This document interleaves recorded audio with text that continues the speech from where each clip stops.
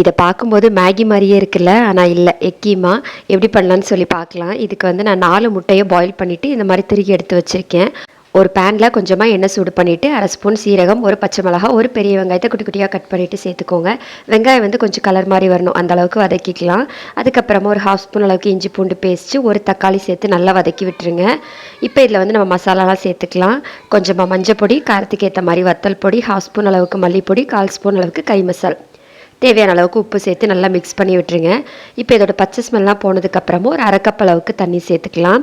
தண்ணி வந்து கொஞ்சம் கொதிச்சதுக்கப்புறமா க்ளோஸ் பண்ணி ஒரு 5 நிமிஷம் வச்சுருங்க. அதுக்கப்புறமா எண்ணெய்லாம் பிரிஞ்சு வந்ததுக்கப்புறமா நம்ம முட்டை வச்சுருந்தோம் இல்லையா, அதையும் உள்ளாடி சேர்த்து மிக்ஸ் பண்ணி விட்டுடலாம்.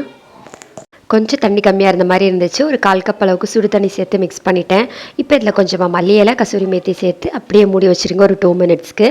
அதுக்கப்புறமா எடுத்தீங்க அப்படின்னா சூப்பராக இருக்கும். சப்பாத்தியோட சுட சுட சாப்பிடுங்க, நல்லாயிருக்கும். ட்ரை பண்ணி பாருங்கள். இன்னொரு வீடியோவில் பார்க்கலாம். பாய்.